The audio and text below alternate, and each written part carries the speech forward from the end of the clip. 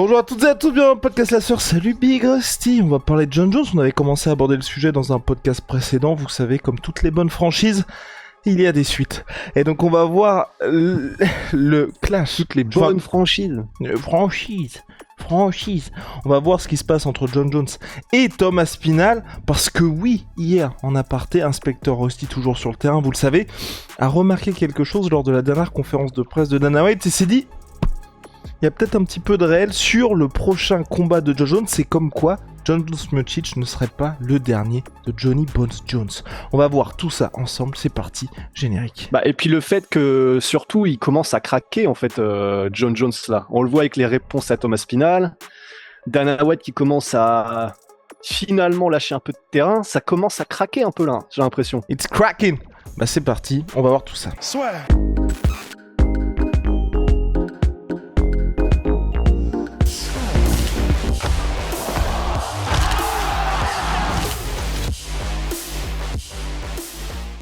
Jon Jones qui commence à craquer. On va peut-être commencer par le commencement, Rusty, à savoir la conférence de presse après les Dana White Contender Series, où là, t'as remarqué quelque chose du côté de Dana White, où il y avait encore une fois les fameux débats sur Jon Jones numéro 1 pound for pound, mais, c'est pas un petit mais, Dana White a lâché 2-3 petites infos. Pour qu'on soit sûr qu'on parle de la même chose, il vaudra mieux que ce soit toi qui le dises, parce que j'ai peur qu'on parle pas de la même chose, mais en tout cas, c'était effectivement marrant de voir déjà que la mutinerie était en marche. Du côté des médias, là, il y a eu un petit... Tout le monde contre Dana White, parce que tout le monde, gentiment, parce qu'ils sont tous potes, mais c'était marrant de voir que le débat, pourquoi est-ce que Jon Jones est-il, grosso modo, dans les petits papiers de Dana White à ce point-là, et même les anciens, les vieux potes de Dana White, comme Kevin Aioli et même Oscar Willis, qui s'entend très bien avec, ont vraiment repoussé Dana White en vrai, c'est-à-dire vraiment là en direct et en live, et ils ont vraiment repoussé Dana sur mais pourquoi tu es autant, on va rester poli, mais vraiment pourquoi tu es autant derrière Jon Jones, on va dire. Et donc c'était assez intéressant. Et donc toi tu parlais de quoi exactement ? Et donc je parlais du moment où justement il y a eu la suite pour Jon Jones après le combat contre Stipe Miocic, et où Dana White semble avoir des infos que les autres journalistes n'avaient pas. Il y a un des journalistes qui dit à Dana White, mais Dana, le problème c'est que Jon Jones a dit que c'était probablement son dernier combat contre Stipe Miocic, donc ça va être compliqué. Après, que fait-il ? Et là Jon Jones qui répond, il a dit ça, Jon Dana Jones. White. Il a dit que c'était Dana White, pardon. Et Dana White répond, il a dit ça, Jon Jones, c'est ton dernier combat. Et là, le journaliste précise, non, il a dit, ce sera mon dernier combat, et après, si l'UFC me fait une offre que je peux pas refuser, je reviendrai. Et là, Dana White, il réagit en mode, voilà, c'est plutôt ça. Et ça, c'était vraiment, vraiment, pour moi, un signal, parce que là, ça peut pas être anodin que Dana White dise ça comme ça. Forcément, ça veut dire que pour qu'il ait précisé et qu'il se soit vraiment qu'il se soit accroché à ce détail, pour moi, c'est pas anodin, et je comprends juste, effectivement, c'est peut-être du marketing. Je comprends pas pourquoi est-ce qu'ils ne peuvent pas le dire. C'est peut-être des tactiques de négociation de la part de Jon Jones, j'en sais rien. Mais visiblement, ils sont salement en pourparlers derrière les rideaux, Dana White et Jon Jones, pour que, une fois, probablement que Jon Jones se sera débarrassé vite fait, bien fait de Stipe Miocic, on continue sur la saga. Et donc, juste après, on a Jon Jones, c'est pour ça que Rusty était en mode, il a craqué tout simplement, Jon Jones sur les réseaux sociaux, parce que vous savez, qu'il y a un pressing des enfers de Thomas Spinal depuis le mois de novembre dernier, depuis qu'il a mis... Et tant mieux. Ah oui, tant mieux, parce que c'est le combat qu'on veut voir, et là c'est tout ce qui se passe avec l'UFC en ce moment. Après avoir loupé le Francis Ngannou Jon Jones, on va peut-être louper le Jon Jones contre Thomas Spinal, mais Thomas Spinal, lui, veut Jon Jones, donc à chaque interview, effectivement, il fait en sorte... Il est plus en mode nice guy maintenant. Ouais. Ah oui, non, là il veut vraiment, et il a raison, parce qu'il a fait le taf, il a défendu sa ceinture contre Curtis Blade, donc c'est parti. On avance et on essaye de pousser Jon Jones dans les cordes. Et donc là, Jon Jones, sur Instagram, dans un commentaire depuis supprimé, mais vous savez, rien n'est jamais vraiment supprimé avec Internet, il a écrit, à propos de Thomas Spinal, ce type a littéralement ma grosse bite noire dans la bouche chaque semaine. Je suis flatté, Je garantis absolument qu'il ne gagnera pas plus de titres que moi. C'est vraiment tout ce qui compte à la fin de la journée. Il y a eu beaucoup de champions, mais personne comme moi. C'est ce qui fait que je dors bien la nuit. Bah, effectivement, pour que John Jones vienne commenter sur un post de Lad Bible, je crois que c'était, pour qu'il fasse cet effort-là, bon, là, on est de retour. On a mis notre petite casquette de Sherlock Holmes de la Hesse, mais pour qu'il vienne, pour moi, commenter comme ça, de nulle part, alors que ça fait, comme tu l'as dit, ça fait des semaines, ça fait des semaines, disons, que Thomas Spinal a passé la seconde et qu'il en a marre et qu'il est en mode, qu'il en a marre d'être en mode, s'il te plaît, John Jones, et qu'il est en mode, bon, j'en ai marre. Il m'évite, je suis le meilleur et ça suffit. Et depuis que Thomas Spinal a passé cette seconde vitesse, c'est la première fois vraiment qu'il répond avec autant de véhémence John Jones. Et ça veut dire, pour moi, il a passé un peu un petit stade. Le fait qu'il le supprime son commentaire, bon, bah, ça, c'est du classique John Jones. Mais c'est quand même assez intéressant. Et John Jones, qui n'a pas forcément, lui, c'est tant mieux. Plus il y a de publicité et plus ça fait de remous à propos de ce truc-là, et mieux il se porte. Et je n'arrive pas à retrouver exactement ce qu'il a dit Thomas Spinal, mais grosso modo, il a répondu ensuite en disant, effectivement, c'est vrai que j'ai pas autant de titres que toi, John Jones, c'est vrai que t'es le meilleur, mais bah, moi je suis pas sous substance dopante, quoi. Enfin, c'était grosso modo exactement ça l'idée. Donc, à mon avis, ça y est, je pense que vu qu'il y a eu la première fois où John Jones s'est un peu lâché et a vraiment engagé directement avec Thomas Spinal et une réponse de Thomas Spinal, bah, je pense que maintenant, ça va se multiplier un peu plus, ces interactions. Et je suis curieux de voir à quel point la pression, maintenant on le sait, médiatique. Parce que même dans les conférences de presse, grosso modo, tout le monde est contre Dana White, personne ne comprend sa logique. Maintenant, même John Jones commence à sentir que personne n'en veut de ce combat contre Miocic et qu'il faut qu'il se défende. Et donc, il y va lui-même en personne sur le champ de bataille pour faire valoir un petit peu ses opinions. Et il y a Thomas Spinal qui, lui, c'est tout bénef, il en profite et il répond. Et donc, ça y est, on est vraiment sur une battle royale. Et en fait, c'est ce qu'il fallait. Et Stipe Miocic, qui est aux abonnés absents, mais comme depuis 4 ans finalement. Donc, c'est là où c'est quand même intéressant, c'est que ça se décante. Tout le monde est en train un petit peu de commencer à se laisser aller dans toutes les directions. Et je suis pas peu content. Je suis pas peu content. Non, mais là c'est parfait, parce que John Jones s'est énervé. On devrait normalement avoir ce combat-là. C'est juste, vous savez, on en parle souvent avec Rust et l'histoire nous l'a rappelé maintes et maintes fois. Faut pas embêter les dieux du MMA avec ça. Et moi, c'est juste le truc qui m'embête, c'est qu'on se projette trop, parce qu'il faut quand même que John Jones passe l'étape Stipe Miocic. John Jones n'a qu'un seul combat en Mais heavyweight. déjà, faut qu'il combatte. Faut qu'il combatte déjà. Faut pas qu'il se blesse. Oh non, moi ça m'inquiète pas. En vrai, je pense qu'ils seront là au mois de novembre. Mais c'est plus, tu vois, d'avoir ce côté.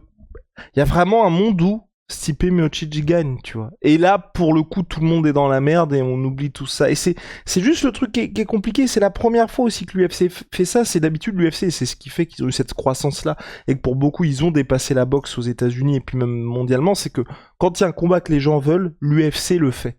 Là, personne ne veut Stipe Miocic contre John Jones. Et donc, il préfère, au lieu de John Jones contre Thomas Spinal. Et le vrai risque, c'est que Stipe Miocic gagne. Et comme l'a dit Dana White, c'est pas sûr. Mais si Miocic gagne, il prendra sa retraite. Et là, pour le coup, ça foutrait vraiment la merde dans la catégorie. Et c'est le seul truc qui me fait peur. C'est à faire un truc comme ça où tu sens que les fans n'en veulent pas, les médias n'en veulent pas. Les combattants sont pas plus hypés que ça. Dana White il commence à avoir des arguments un peu merdiques. T'as un upset à ce point-là et ça, un peu comme ce qui s'est passé avec Dricus du Plessis Adesanya, tu vois. Ils ont préféré faire Strickland. S'ils avaient attendu peut-être un mois ou deux, du Plessis il aurait été là. Ils auraient fait le combat au moment où il y avait toute cette hype. Ils ont attendu trop et quand il y a eu le combat, donc à savoir il y a quelques semaines, ça avait pas le même impact. Et c'est ce qui me fait un petit peu peur avec ce combat-là, c'est qu'on ait un Stipe Miocic qui gagne, parce que bon, c'est quand même une possibilité, et là on se retrouve dans une situation vraiment, vraiment merdique. Ben ouais, c'est sûr. C'est sûr. Bah, de toute façon, ça, on en aura le cœur net en novembre. En attendant, en plus, ce qui est bien, c'est que pendant toute cette période, vu qu'il sera remplaçant, et c'est désormais, je crois, officiel, Thomas Spinal pour le combat, vous pouvez être sûr que ça va être lunaire l'avant-combat. Parce qu'il va y avoir les interviews de John Jones et Stipe Miocic d'un côté, Et de l'autre côté, en même temps, il va y avoir toutes les interviews d'un gars qui sera là le même jour, qui se préparera pour combattre le même jour, potentiellement un des deux, en la personne de Thomas Spinal, qui est la personne que les gens ont vraiment envie de voir. Ça va être une espèce de la Fight Week, ça va être une Fight Week à 2 vitesses, je pense, parce que je pense que l'UFC mettra probablement Thomas Spinal même dans les embedded et tout. L'avant-combat sera à 2 vitesses, parce qu'il y aura le gars que les gens ont envie de voir, et il y aura grosso modo, je sais plus, il y avait c'était quoi déjà le film avec Robert De Niro et enfin tu sais, où deux boxeurs où ils sont tous les deux à 70 piges, mais ils font un dernier combat. Oui, Je sais plus comment ça s'appelle, là. avec Stallone aussi et Kevin Hart. Ouais. Ouais, voilà. Donc ça va être très intéressant, mais pour vous dire Grudge à quel match. point Grudge match, c'est ça. Mais pour vous dire à quel point c'est vraiment, ça devient comique. Et d'ailleurs, même, j'ai été sur le site de Kevin Aioli. D'ailleurs, je ne savais pas, je pensais qu'il était encore chez Yahoo Sports. Non, il a maintenant son propre site, Kevin Aioli.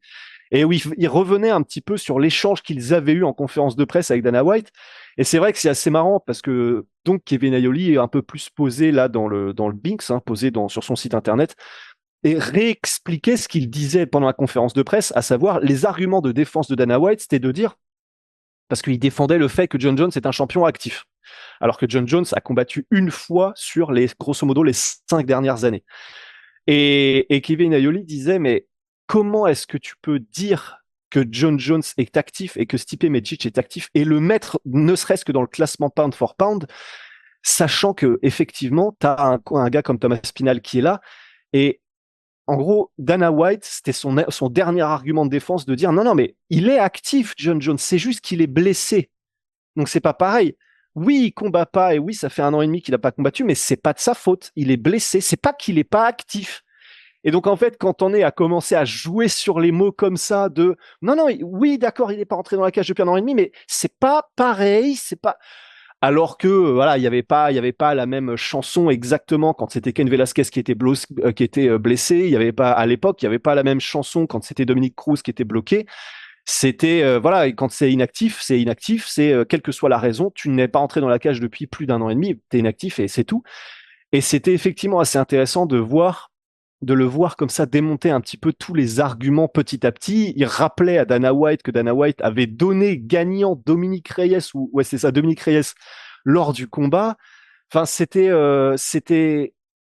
assez jouissif, effectivement, de voir enfin des journalistes, comment dire, vraiment point par point, rebuter les arguments de Dana White devant lui. Et très clairement, Dana White, enfin, tu le sens que il le fait parce qu'il faut le faire, parce qu'il faut vendre ce combat, mais l'autodérision même dont lui fait preuve, j'ai pas besoin personnellement d'en savoir plus pour voir que effectivement, bon, bah, il utilise la mauvaise foi volontaire parce que c'est son taf, mais que lui-même n'y croit pas vraiment, quoi. Et c'était assez intéressant de voir ça.